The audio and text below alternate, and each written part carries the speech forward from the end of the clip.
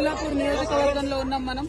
ఇక్కడ state finance corporation నుంచి YS Rajasekhara Reddy గారు వస్తున్నప్పుడు ఇచ్చినటువంటి భూములు ఆనాడే ప్రభుత్వం పనిచేసి ఉంటే మరి కబ్జా కాకపోతుండే. ఇవాళ ఇక్కడ మేము పోచమ్మ బస్తీలో ఉన్నాం. ఈ 260 ఎకరాలు అదేవిధంగా ఇంకా పక్కకున్నటువంటి కొంత ల్యాండ్ మొత్తం కలిపితే ఒక 400 ఎకరాల ల్యాండ్ అనేక సార్లు కబ్జాకు గురైంది. మరి అన్ని ప్రభుత్వాలు మారుతూ వస్తున్నప్పటికీ కూడా ఆ కబ్జాను విడిపించలేకపోయినారు. ఇప్పుడు హైడ్రా సడన్ గా వచ్చేసి పెద్దవాళ్ల జోలికోకుండా పేదవాళ్ల ఇండ్ల మీద పడి రాత్రికి రాత్రి మరి మీరు ఖాళీ చేస్తారా సస్తారా అని చెప్పి చిన్న చిన్న పిల్లలు ఉన్నారు. ఒక పక్క వర్షం పడుతుంది, ఇంకొక పక్క పండగ వచ్చింది. అన్ని ఉన్నటువంటి సందర్భంలో కూడా మరి ప్రత్యేకించి కూలగొట్టడం దారుణం. ఇవన్నీ ఒక పక్కనైతే కోర్టు ఇదివరకు స్పష్టంగా చెప్పింది, ఆ శనివారము ఆదివారము మీరు ఎవరి జోలికి వెళ్ళకండి, వాళ్ళు కోర్టుకు వచ్చేటటువంటి అవకాశం ఇవ్వాలి. ఈ దేశంలో న్యాయ వ్యవస్థ ఉన్నది కాబట్టి న్యాయ వ్యవస్థను గౌరవించాలని చెప్పింది. అయినా సరే ఈ ప్రభుత్వం దాన్ని విస్మరించి నిన్న ఆదివారం పూట వచ్చి ఇక్కడ బస్తీలో ఇండ్లు కూలగొట్టడం అంటే మామూలు విషయం కాదు, చాలా దారుణమైన విషయం. అసలు చాలా పేదవాళ్లు, ఎందుకు చాతగాని వాళ్ళు ఉన్నటువంటి వాళ్ళని కూడా, ముసలి వాళ్ళని కూడా రోడ్డు మీద గుంజేసి మొత్తం కూలగొట్టినటువంటి పరిస్థితి చూస్తా ఉన్నాం. ఇది దారుణం. ఇంకా ఘోరం ఏంటంటే ఇదివరకే కరెంటు స్తంభాలు, కరెంటు బిల్లులు, గ్యాస్ బిల్లులు అన్ని ఉన్నటువంటి వాళ్ళని కూడా కనీసం బేఖాతరుగా తీసేయడం. ఇంకా మీదికెళ్ళి అబద్దం చెప్పుడు మేము నోటీసులు ఇచ్చినాం కాబట్టి కూలగొడుతున్నామని. ఇవాళ నేను రాష్ట్ర ప్రభుత్వాన్ని హెచ్చరిక చేస్తా ఉన్నా, పండగ పూట పేద ప్రజల ఉసురు తీసుకోకండి. మీరు ఇక్కడ ఉండేటటువంటి పేదలు ఎక్కువ మంది లేరు, 150-200 కుటుంబాలు కూడా లేవు. ఈ 200 మందికి మీరు డబుల్ బెడ్రూమ్ ఇండ్లు ఫస్ట్ ఇవ్వండి. వాళ్ళు ఇక్కడ నుంచి మూవ్ అవ్వడానికి R&R కాంపన్సేషన్ కింద ఎట్లయితే మూసీ దగ్గర ఇచ్చిండ్రో అట్లా R&R కాంపన్సేషన్ కింద కుటుంబానికి 50,000 ఇచ్చి వాళ్ళు జాగ్రత్తగా వాళ్ళని తీసుకెళ్లి డబుల్ బెడ్రూమ్ ఇళ్లలో దింపండి. కానీ మీరు ప్రభుత్వం ప్రజల పక్షాన ఉండాల్సింది. దౌర్జన్యంగా వాళ్ళ ఇండ్లు కూలగొడతా ఉంటే ఈ ఉసురు తగలక మానదు మీ ప్రభుత్వానికి.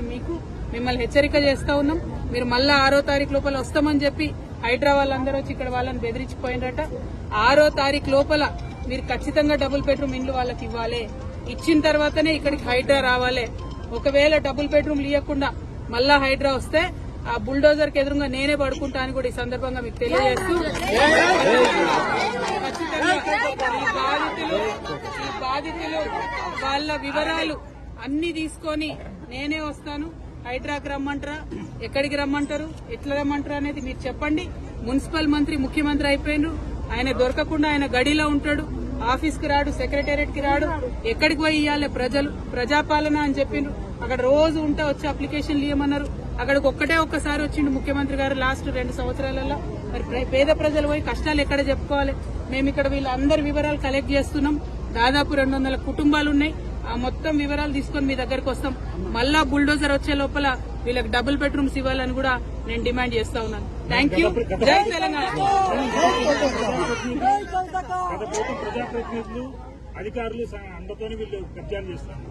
కబ్జా ఎక్కడదండి? కబ్జా ఎవరు చేసిరు? అరికపూడి గాంధీ గారు చేసిరు 12 ఎకరాలు.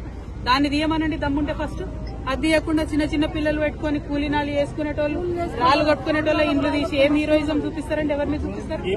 ఇప్పుడు అంతకుముందు ఇక్కడ వెంచర్స్ చేసి అమ్మిండ్రు బ్రదర్, మీకు తెలియదా? మీరు లోకల్ రిపోర్టర్స్. అంతకుముందు వెంచర్స్ చేసి అమ్మిండ్రు. కొంతమంది డబ్బులు ఇచ్చి కొనుక్కున్నటువంటివి ఉన్నాయి. 5 లక్షలు 6 లక్షలు కట్టి రూములు కొనుక్కున్న వాళ్ళు ఉన్నారు. మరి ప్రభుత్వం వాళ్ళకి 6 లక్షలు ఇవ్వమని చెప్పండి ఇక్కడ నుంచి ఎలాగొట్టేటప్పుడు. అంటే నేను అనేది ఏంటంటే ప్రభుత్వం ఫేర్ గా ఉండాలి. ఏ ప్రభుత్వంలో కబ్జా జరిగినా కూడా తప్పే ఫస్ట్ ఆఫ్ ఆల్. కానీ కబ్జా పేదవాళ్ళదే కనబడుతుందా, పెద్దవాళ్ళది కనబడదా? ఎకరాలు మింగింది కనబడదా? నేను అనేది ఏంటంటే అవి కక్కించండి మీరు, మీకు దమ్ముంటే. అవి పక్కన పెట్టి పేదవాళ్ళ ఇళ్ల మీద పడి జులుం చేస్తామంటే చూసుకుంటూ ఊరుకునేటోళ్ళు లేరు. నేను మళ్ళా చెప్తున్నా, 6వ తారీఖు లోపల వస్తామని చెప్పి వార్నింగ్ ఇచ్చిరట్టు ఇక్కడ వాళ్ళకి. 6వ తారీఖు లోపల మీది నిజమైన ప్రభుత్వం, ప్రజల ప్రభుత్వం అయితే ఇక్కడ బిడ్డలందరికీ మీరు డబుల్ బెడ్రూమ్ ఇండ్లు ఇవ్వండి. ఇవ్వకుండా 6వ తారీఖు నాడు కనుక మీరు వస్తే బుల్డోజర్ కి ఎదురుగా నేనే పడుకుంటా. మళ్ళీ చెప్తా ఉన్నా. Thank you. జై తెలంగాణ.